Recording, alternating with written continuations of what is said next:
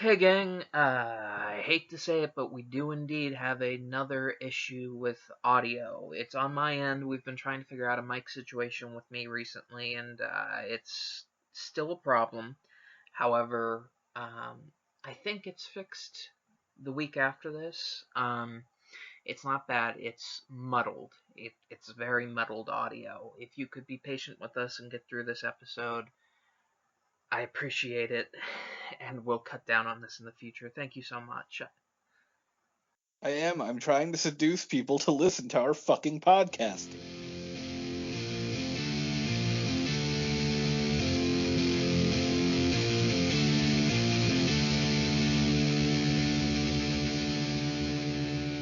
Hello and welcome to Star Wars Every Week Forever, the podcast in which we watch one Star Wars movie every week forever. This week. Now, my people on the ground, I do believe there's a Last Jedi? I have no idea where you're going with this.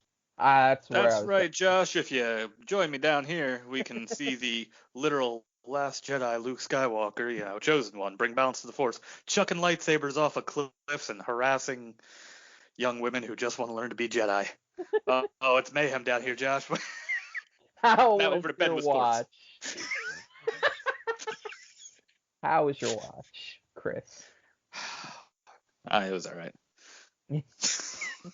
I made a note this week. Ooh. That... Why did you go, ooh, when I said I made a note? Felt right. The notes. The lack of notes I'm keeping now. I made a note this week that it's pretty bad that all of the great stuff that happens in this movie happens the first hour and 20 minutes of the movie, and then everything else afterwards is nowhere near as good and just drags on so fucking bad. Canto Bite's great. Well, that's the worst part of the movie, but it's only like 10 minutes of that first hour and 20 minutes. I feel like I'm getting... Something's happening to me. I watched this movie today, and throughout Canto Bite, I kept thinking to myself, is this scene as bad as we give it credit for? Yes. No, probably not. Because, it's just a hair away from being an enjoyable subplot, I think. It just barely fucks up so that it's not, but I feel like it's real close to being at least a decent subplot.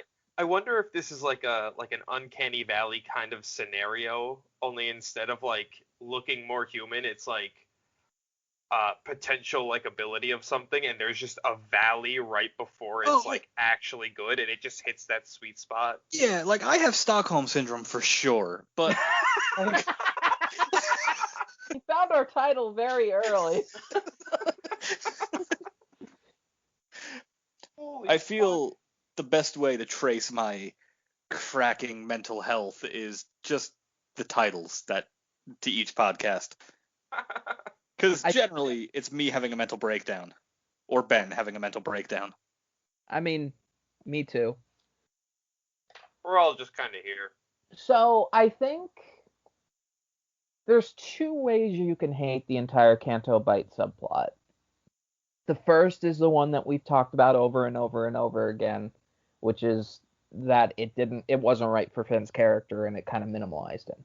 The second, and I genuinely believe this, I think the reason it sticks out like a sore thumb is that it's a little too real-worldy to a weird extent. I don't have a problem with the idea of putting a casino in a Star Wars film because it's a capitalist nightmare. It makes total sense that there would be casinos in Star Wars. My problem is everything in it, even the aliens to an extent, look Uncanny Valley, as Ben described it, Uncanny Valley real-world-ish. Everything's a little too close to the world we live in, even if it's... On that note, while I was watching this time, there's a shot where Finn and Rose are approaching the bar right before the Faviers run by, and Rose is like, "Oh, is that what I think it is?" There is this fucking alien that's walking away from the bar that looks like a mix between a member of My Chemical Romance and the Slender Man, I know which one you're talking about. and it fucking scares me. I know which one you're talking about. I'm almost more scared that description was accurate enough to jog your memory. No, I will say though. Do we have to do a lore deep dive on this motherfucker now, like we did with Oh no. the fuck's his name? Hoogenz. Hoogenz. Fucking Hoogenz. What excuse me, what's his name? Hoogenz is the mascot of our Yeah, podcast. what's his butt? You know the. What's his butt? What's his butt from the planet Hudson? What? We've got the Father, the Son, and the Holy Spirit. We've got Porkins, Hoogenz, and My Chemical Romance alien. Can someone please give me a name on this My Chemical Romance alien? Yeah. Oh god. Ben, as the that's official gonna be a lore tough- wizard of the podcast, get Ben me a Carson. name for.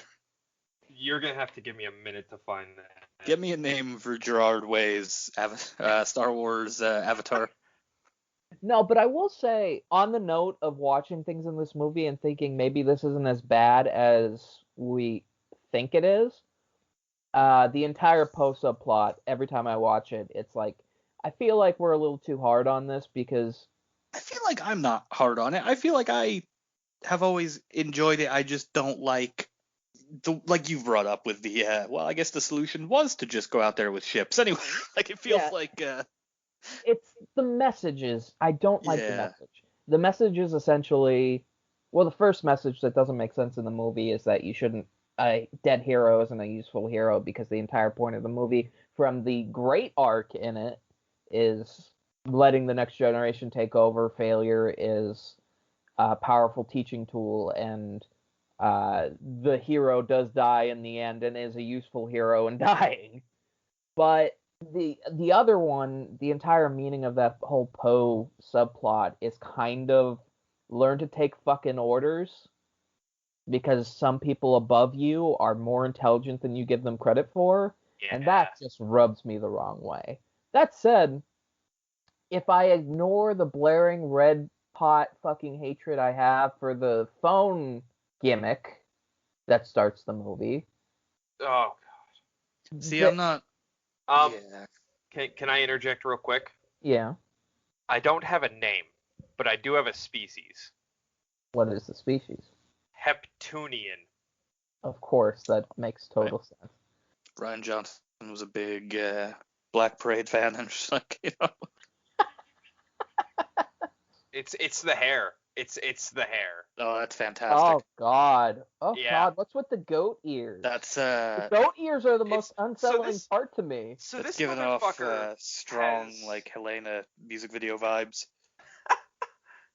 This motherfucker has like ash gray skin with like, he doesn't have a nose, but like his face forms like a V that I guess might be like a nose thing, and he's got these tiny little eyes, and he's got his hair's parted right down the middle, and he's got little goat ears that dangle down from where his ear holes are.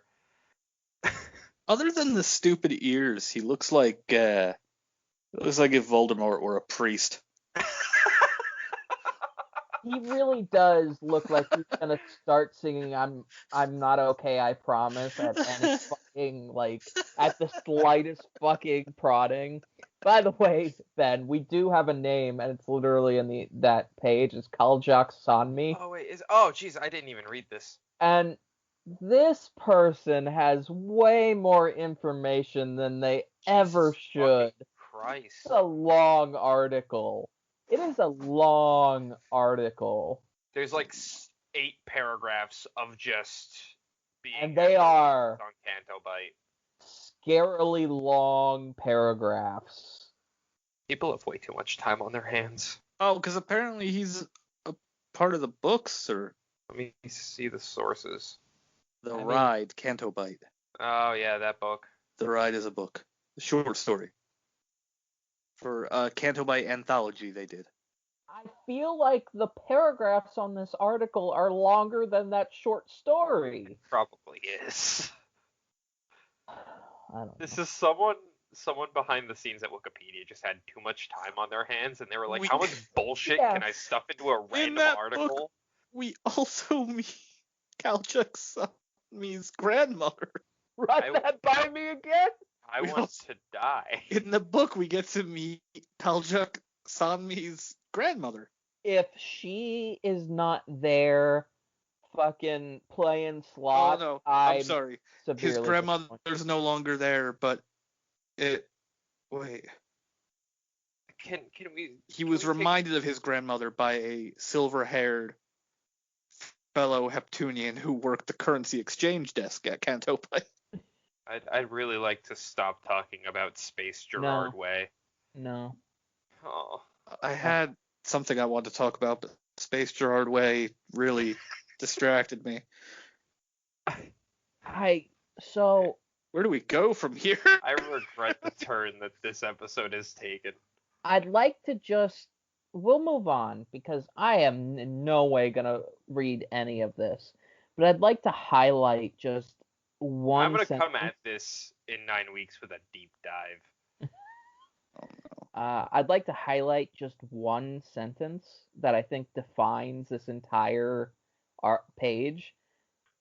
Benid ordered his 2 enforcers to throw Sanmi off the grandstand to make it look like a suicide.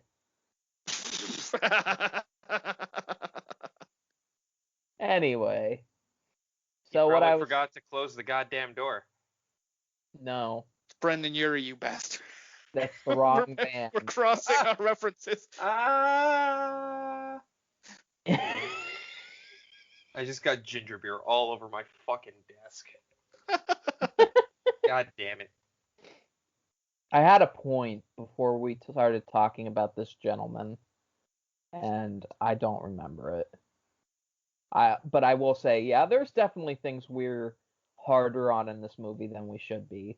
But I do stand by the fact that all of the stuff I like about this movie are in the first hour and 20, and watching it after that is hard. It's really hard.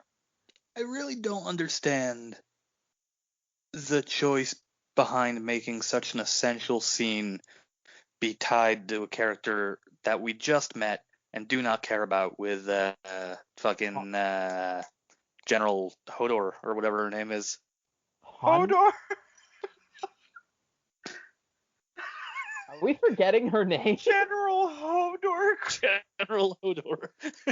Not the first time you Hodor. said it on this podcast. Hodor. I know it's not, because I can never Holdo. remember her name. Holdo. Holdo. I call her Hanma, and it's in the wrestler Hanma. I'm so sorry. That's disrespectful, and I will say, the more I watch it, the more I think we're hard on that character as well, on Holdo. It's not a matter of, I think the character's perfectly fine, but the way they use the character, it's like we've had like multiple movies to get to know this character. I just met this lady 20 minutes ago. Like, I feel like they could have used Akbar.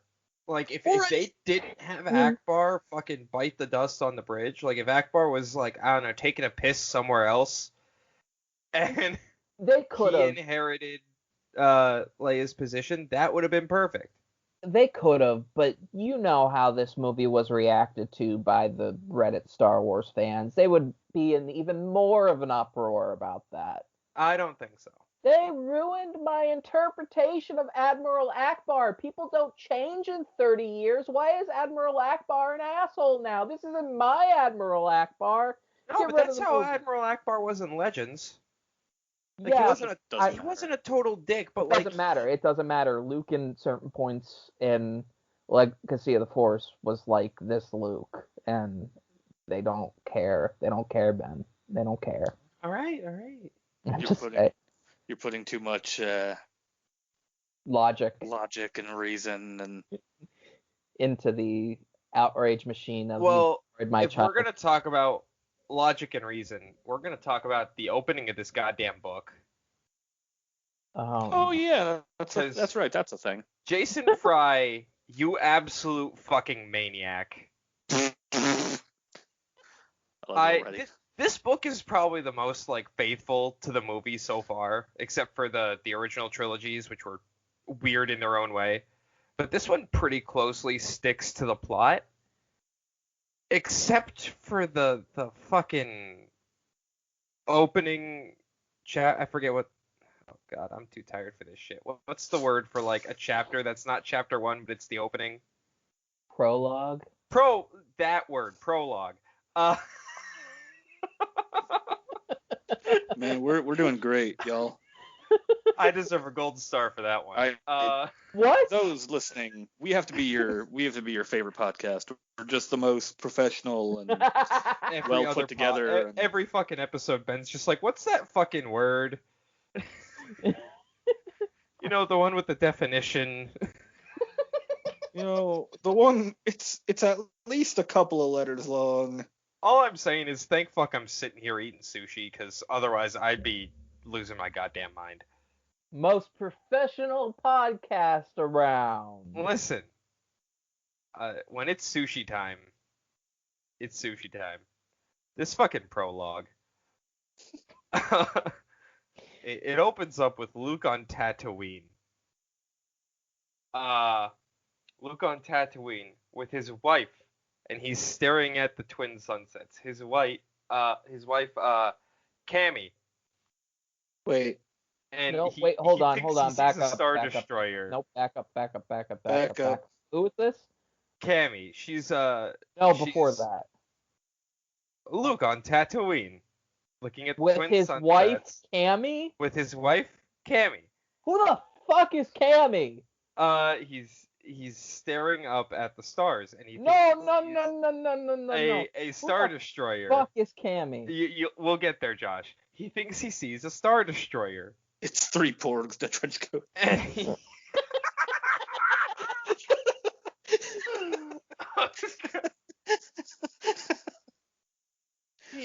he makes a passing reference to Cammy about the Tuskens being wiped out of existence casually. So Luke's talks racist. about he talks about how Luke finished his Cammy father's work. he talks to Cammy about how they used to be kids, like meeting up at Tashi Station and whatnot, and how like they used to be run with Biggs and stuff. And all of a sudden, it's like I get this realization that this entire prologue is like a fucking batshit alternate history where Luke wipes R2's memory and they give the droids back to the Empire, and Luke they take Obi-Wan away and they interrogate Owen and Beru and return them eventually, and Luke just never leaves Tatooine. Okay. And it's so fucking batshit. I was so ready to be angry. I was fuming. My blood pressure was going up at the thought that they decanonized Mara Jade Skywalker and then gave him a new wife. Josh, what I had to do there was I had to put you in the mindset I was being introduced to this. I was so ready to kill someone. Because I was there. I was in your spot right now, where they're like, hey, Cammy. And I'm like, who the fuck is Cammy? Like they kicked Mara Jade off a cliff and went, here's your new wife, Luke. They used fucking... Are you telling me that's not what would have happened if that was to be the case? I would have flipped my shit, but... I mean, come on. They had Kaljak Sonmi have Mara Jade get thrown off a fucking balcony at Canto Bight.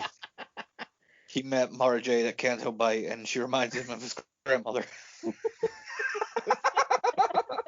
Who is unnamed. So essentially what you're saying is there's a fucking alternate reality opening to this book? Yeah, so my notes say, and I quote, prologue with Luke on Tatooine with his wife while he's staring at the twin sunsets. All caps, Cammy? Question mark, exclamation point, question mark, exclamation point. He thinks he sees a Star Destroyer. Next note, the Tuskens are gone, question mark, exclamation point. Next note, all caps, oh, lowercase. This is an imagination of if he never left the planet. Luke's Imperial ID says Skywalker on it. Question mark, exclamation point, question mark, exclamation point. And the next note is, it was all a dream. Luke wakes up on Octo. Oh God. So That was the entire prologue. I did look her up because I was so ready to be so fucking mad, and I found an interesting fact. So Cammy was in the original A New Hope deleted scenes. Yeah, she was in that. It was in the radio drama too. She was in like that gaggle of kids that Luke used to hang out with at Tashi Station. So she is Legends and canon, but for some reason she has two different last names from canon and Legends, and I'd like to say them because they're both winners. Oh boy. The first one, the Legends one, is Lone Osner. Lone Osner. Can I take a guess? Is that one Legends? That's Legends. I knew it.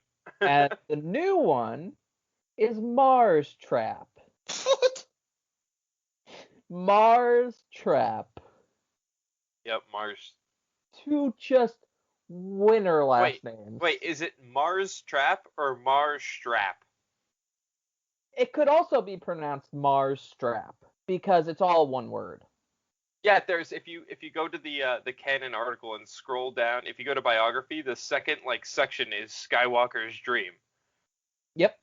And it essentially details. But yeah, those are two really great, totally not terrible last names.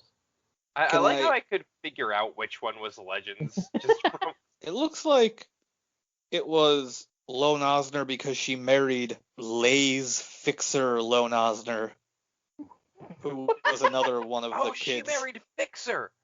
Yeah, so that's why her name is Lone Osner, or whatever the fuck that nightmare of a name is. So apparently it was Mars Trap before the marriage.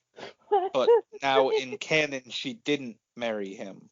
Because Jason Fry decided it would be a good idea to present an alternate reality prologue to the novelization of The Last Jedi. So they wrote out Jason her marriage. Fry is batshit, but genius. Hold on. I mean, the quote at the top of Cammy's article in Legends is, Cammy's dumb enough to think she's made the prize catch hereabouts by Biggs Darklighter. That's a hell of a quote. Anyway. I always forget Biggs is a Biggs' dick. last name is Darklighter. Yeah, I was like, we got Luke Skywalker, we got Biggs Darklighter, we definitely got fucking Leon, whatever the fuck that is. Biggs Darklighter sounds like a porn name, which is good because the porn stat matches it. Oh, the like Darklighter farm gets obliterated by the Empire. Okay. In this dream. It sounds like It's sad. I cry. it sounds like a name of like a porn star in like Cyberpunk or something. It does. So not only... Oh wait, no, she didn't marry Darklighter. Never mind. I was gonna say, I was trying to remember who she was married to, and I thought that they had just murdered him to death in order to allow this flashback. Okay, moving on. Murdered him to death. Because of the way this book was, that's the bulk of my notes until like Canto Bite. So is this book pretty uneventful? Mirrors. There's some nuggets here, but none of them were like R.A. Salvatore or like you had Get Up and Jazzercise. There was nothing on no those levels. jazzercising. It gives a lot of background on the Tico twins. Every time Rose refers to her sister in the book, she calls her Pepe. Oh, that's cute. It's cute, but every time I got a mental image of fucking Pepe the Frog, and I was just like, can we not? It was even pronounced different. I know, but it's similar. It is very similar. It is. But I thought it was cool. So they had those matching not lockets, those matching like medallion things. And they actually the the symbols on them. You're in rare form today, buddy. It's been a week. Are designed to represent the Automock system, which is their home system. So they had these matching things to always remind them of home, which I thought was like they did a lot of cute little stuff like that with them. Because like in the movie, Rose goes into detail about how the First Order like fucked up their home world. Oh, okay. And Rose was actually the technician for Paige's bomber. Oh. And they were like super close. I mean, that's kind of implied throughout the entirety of the movie. But it's Yeah. nice to get a backdrop on their entire relationship. Mm-hmm. It made me happy.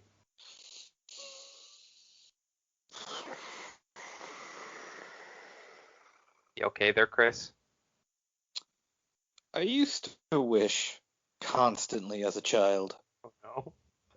for more Star Wars. I would consume these books and play with my little 3 3/4-inch Star Wars action figures. I would play video games and read comics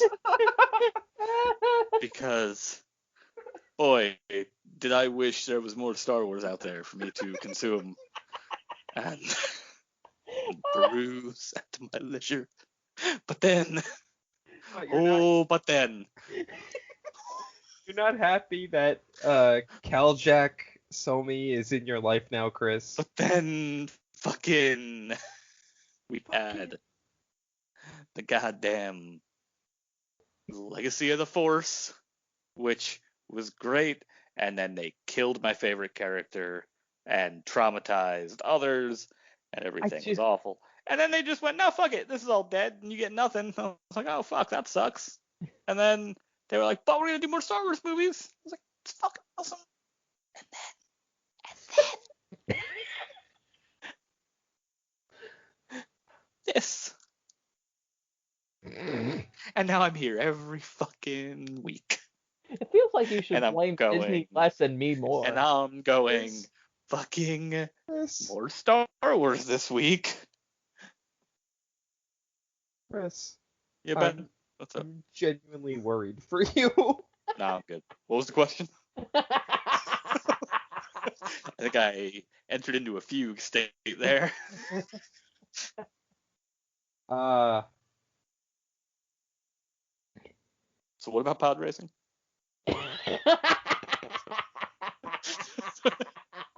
Damn it, Chris! I had a plan. Fuck your plan. I have a plan, Jesse. I have a plan. I need to go. Jesus Christ. What the Oh fuck my god. happening? So Ben's losing his shit. Ben, I'm a little worried about you. Okay, buddy? yeah, I'm actually worried about you. No, I'm fine. I'm great. I just got, fucking space MCR staring into my soul. Ben, would you say that you're not okay? Do you promise? The silence. That powerful silence has brought. I don't know why that brought me so much. Geode's silence spoke volumes.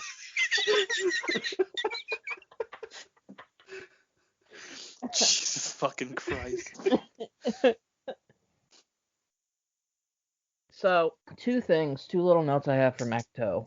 My only other notes.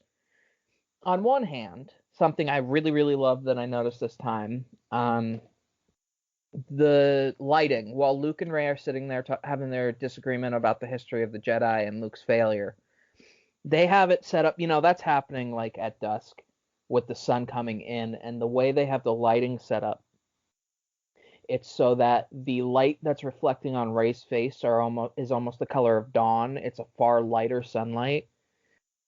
Something that sort of reflects more hope and almost naivete, just brightness. And then on Luke's face, it looks exactly like dusk light, like the last bleak sunlight before dark. It's just really, really brilliant. really brilliant because they would have had to work hard to make that happen. Well, that's something a lot of the sequel movies play with the lighting like that, and that's something I do appreciate of these movies. Yeah. Especially this one. On the other hand, I was struck with how much I fucking hate that they added when Rey goes down to see the vision of her not parents / Palpatine clone thing. The dialogue that they put in of her talking with Kylo just undercuts the entire fucking scene. It just takes any kind of circumstance or pomp or circumstance, or just its ability to stand on its own, and just undercuts it and disassociates you from the scene, and I really fucking hate it. Like, hey, in case you didn't notice. In case you don't know what's going on in this scene that has brilliant, brilliant imagery, here's Rey talking to Kylo Ren over it. Fucking pissed me off. The Rey and Kylo thing, retroactively, it feels weird. Yeah. With A Rise of Skywalker. Because they made it a different thing. And don't get me wrong, we have since learned that Rian Johnson is absolutely a Reylo shipper, so fuck that. But... Oh, ew. Yeah. But there wasn't that essence to these scenes before. It was obviously a little too intimate, but that was also kind of... The movie does a really clever job, I noticed, especially in this watch, of trying to accept that Kylo is indeed the villain, to the point where both Luke and Leia basically say, you know, he's not lost, but we can't save him right now. We can't save him. If something's going to save him, it can't be us. You know, his mother and uncle. And then fucking Rise of Skywalker. Yeah. Well, it's even Kylo admit, like, when Rey says, you're a monster, he says, yes, I am. Like, Yeah. I want to think that's more him being like, look how evil I am. Yeah. But, like, if he's unwilling to be saved, then no one would be able to save him. All of this really does come back to Kylo should have been the fucking villain of the third film. He should have.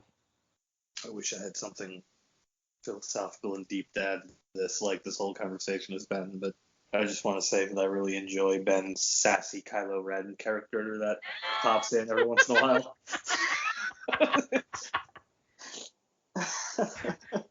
Do your best Kylo Ren, Ben. Oh, God. You can't put me on the spot like this. You're auditioning right now. Fuck you, I'm auditioning right now. Oh, God, I can't audition with fucking Sonomi looking at me. Just gotta, with Kylo Ren, you just be like, my marriage is falling apart, and you punch a wall or something, right? I didn't watch that movie. It's a bad movie. Scarlett Johansson's like a Sith Lord or something. What the fuck? No, I don't know. That was a spin-off, right? What? Yeah, it was a spin-off of The Last Jedi, Star Wars Episode 8. It was. Scarlett Johansson was actually a recast of Rey. It's them after they all went back to Naboo and got married, and now they're just really upset and going through a terrible divorce. God. They try to salvage the marriage by going to the Bunta Eve pod race. I hate you so much. I'm sick of talking about pod racing. Punches the wall.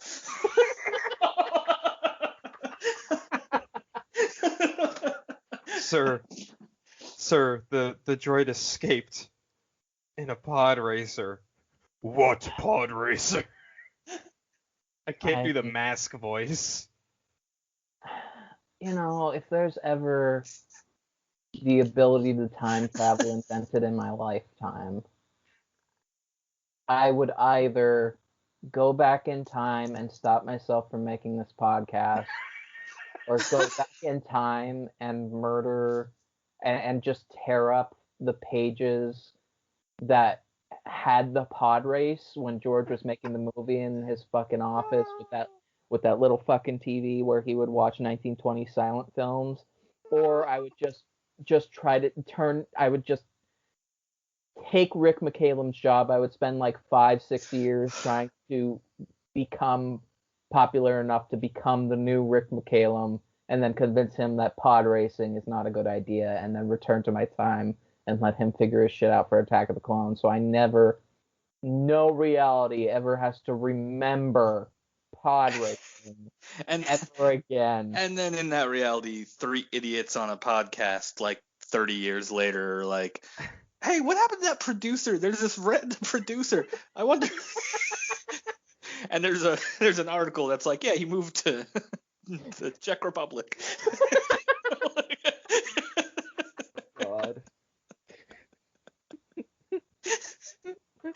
This fucking episode has been, I'm pretty sure it's just a fever dream that I'm having. It's a shared fever dream, that's for sure. Say it's worse. It's a collective fever dream. It's a collective fever dream. I'll wake up drenched in sweat 20 minutes from now, like, I've discovered a brand new crime syndicate. Fresh Cannon. Fresh Cannon! Which, I mean, half of this episode thus far has been Fresh Cannon, but Fresh Cannon! there is a gang that operates on Canto Bight called the No Johns Gang. No Johns Gang? No Johns. No Johns allowed. Nojonz. No Johns allowed.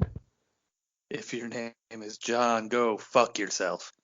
That's basically all the information. They operated on Canto Bight. They were a criminal gang. That started. What did John do on Canto Bight? What did a man named John do? John made a name for himself as a gambler, and many years ago he double-crossed a bounty hunter on Canto Bight who never forgot. That bounty hunter went on to form the No Johns gang, where they just shit on Johns all day long. And that bounty hunter one day decided, this isn't the life for me, I must retire now. And then he flew and started a new life on a planet called Jakku. I thought you were going in that hunter's direction. Name, Hoogenz. That's what happened to Hoogenz. I hate everything. I'm ready to be one with the Force. You remember how I assured you, Josh, when this first got brought up, we were like, every time we come back, we have to do a What Happened to Hoogenz segment. And I was like, no, don't worry. It'll happen naturally. It happened naturally, all right. In the most unnatural way possible. What was unnatural was your guys' like synchronicity right there. Jesus Christ. I hate DJ Moore. I now hate DJ Moore. I'm shocked. On DJ's jacket in big lettering, it says "Don't join" in the book. God. And I'm just like, yeah, you would be that extra, wouldn't you? See, I love that because now it makes it sound like he actually is from the Joyan clan rather than it being a bullshit name he came up with on the spot. Well, Rose is the one who starts calling him DJ. Dear God. She just like decides, okay, don't joins on your jacket. I'm gonna call you DJ. I don't give a shit what your name is. I'm not even gonna ask. I've decided to just name you this. Also, like, with what we know about the Empire, at least in expanded canon, he'd be, like, executed on the spot for wearing that coat. Probably. Or, from what we know about the Empire, a random stormtrooper customs officer actually gave him the name. Stop. I'm so proud of us. Hey, look at us.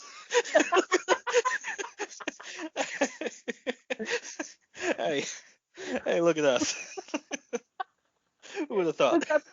This episode really is. Ben brings up serious topics about the book, and we just shit take. I'm I feel sorry, really Ben. bad because Ben, you have done a wonderful job tonight Yeah. of I bringing don't up think actual topics. any of us are lucid right now. But I refuse to allow this podcast to become anything close Of to resembling something that makes sense. I wouldn't want anyone listening to this podcast to actually like learn something. Not anything worth knowing. I'm just gonna make the description of this podcast just instead of like discussing what happens on the episode, it's just gonna be in quotations. I wouldn't want anyone listening to this podcast to actually learn something. It's just gonna be that. Ben, learn us something. And learn something. I'll learn you two things. Okay. Rose is a badass. Yes, she is. So when they're captured and they get dragged out and Hux is like inspecting them, he actually reaches down and like grabs the medallion and looks at it, and Rose fucking bites him. Like she draws fucking blood. That happens in the deleted scenes. Okay, that was a deleted scene. Yes, it upsets me because there's no reason with how fucking long this movie that it couldn't be in the movie. Side tangent, the fucking elevator deleted scene's in there. Does he still smack Finn's He ass? smacks Finn's ass. Have we talked about who was in the Stormtrooper's armor on the podcast? I feel like we have, but I can't recall who. Yeah, it's I know. fucking the princes, right? Yeah. the British royal family Yeah. Oh, that's why I can't remember. and Tom Hardy. Yes, that's right. It's Tom Hardy. I Because you were forgot. so mad at me. That's right. I forgot it was Tom Hardy. I was so mad at you when you brought it up and you buried the lead and you didn't tell me it was Tom Hardy. I love I Tom didn't Hardy. know at the time. But the second point I was going to make before I got distracted by Finn's ass getting smacked was the stormtroopers apparently like whisper about rumors of Phasma being worshipped as like a war queen goddess on whatever planet she was from. And I'm just sitting here like Phasma really is like the culmination of every villain from Star Wars that just had so much potential and didn't go anywhere. She really is. But that makes it sound like she's fucking the Dark Knight Rises Bane. Like it makes me think of Grievous. it does actually sound a lot like Grievous now that you mention it. I was like, oh, it's just General Grievous, but like She really is a fascinating character, but also an amalgamation. It really is superb that the character that gets the most Lucased is not in a Lucas film. Most Lucased. Just tossed aside. I really like that. One of these days, this podcast, when I have a better setup, which is coming, and I got a lot of goddamn free time to do stupid things with, I'm gonna just have a soundboard. With like various short little jingles for our reoccurring bits. It's just like, yeah, this person really got Lucas this week. It's like, you just got Lucas with like an explosion noise. No, yes, absolutely, yes. It's like Please. Lucas with like a little guitar lick, like. I hate this. I've never hated anything more than this. I'm excited for the. I'll go. All right, the- Chris, it's for time. soundboard. I'll go like, all right, Chris, it's time, and he'll be like, it's time, and I'm gonna be like, it's time for Who's a Racist, and he'll click a button, and he'll just go do do do do do do do. I'm fine with that. I just really hate that Lucas sound. It's just gonna be a soundboard of me doing silly voices and cutting our goddamn. You just got Lucas. Voice. Air Yeah. horns.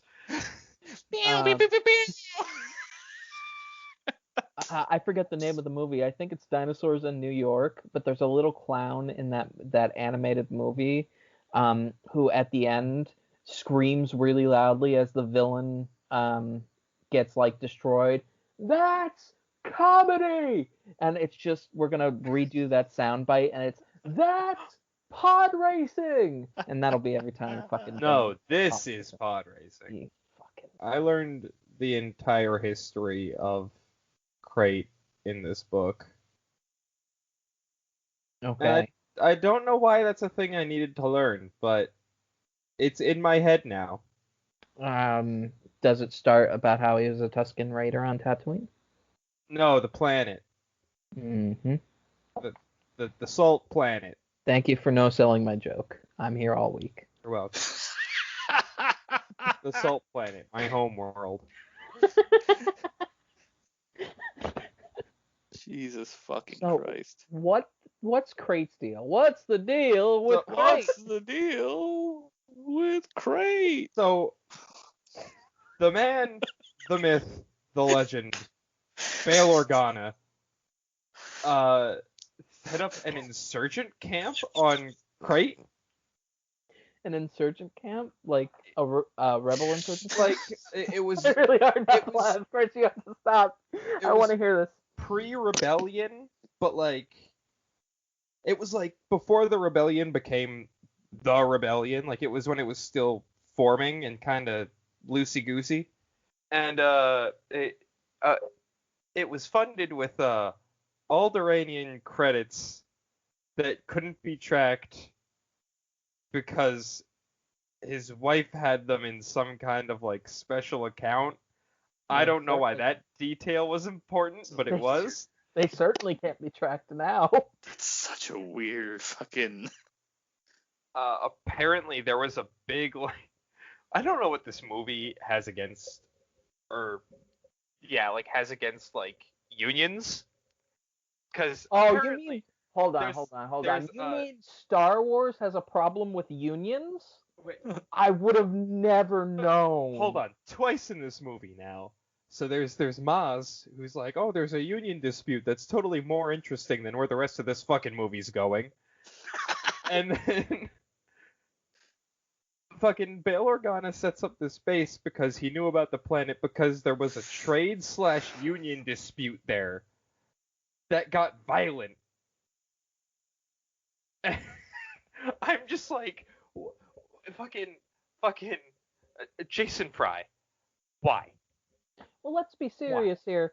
The reason why Lucas owned Star Wars and got it away from 21st Century Fox was because they wanted to force unions to be involved in all of their movies, and he was like, "Fuck you! I'm not fucking reasonably paying my fucking people.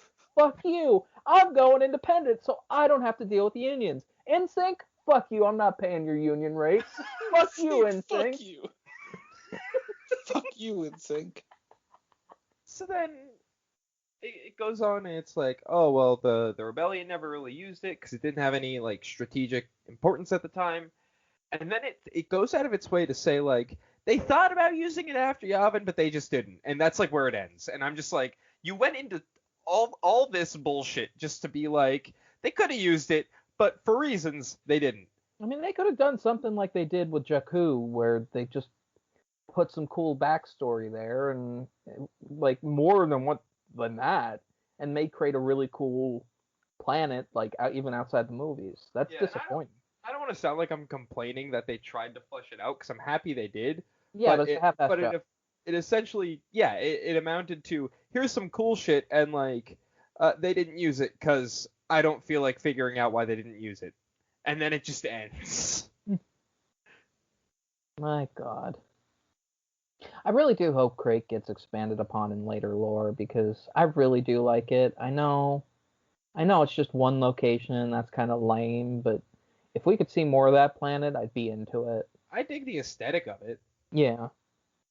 The problem really is it's just the one fucking location that looks too much like Hoth.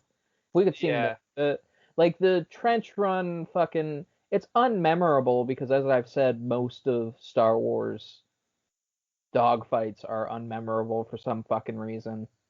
But like the entire trench run that they do on the planet is really interesting if it wasn't so boring. It'd be really interesting if it was interesting. It's not interesting. It's that you don't fucking care about what's going on in those scenes, except for when the Porg copies Chewie. which is another laugh I now get in this movie. Dear God, God. help me. Ryan Johnson is Stockholm syndroming me. Ryan Johnson Stockholm syndrome. I did laugh at that today. Oh, And I Josh, my sweet summer child.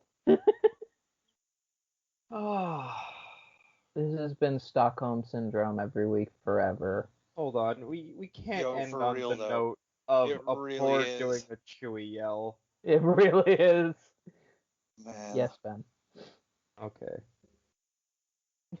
That's the least fight I've ever put up for anything. No, on this like, if you podcast. want to talk about something, talk about something, Ben. I don't know anymore. Hey, if you enjoyed us, thought we were funny, like our content, or just really love our suffering and want to hear more of it, we're available all over the place and release episodes every Wednesday around 12 Eastern Standard Time. You can find us on Spotify, Amazon Music, TuneIn, Player FM, iHeartRadio, Google Podcasts, and in a unique format over on YouTube that our fans seem to dig. You can join in on the conversation over on Twitter as well, at SWEWF. We're quite active and love to hear from our fans. Sincerely, though, we appreciate you taking the time out of your day to spend with us on this car crash of a ride.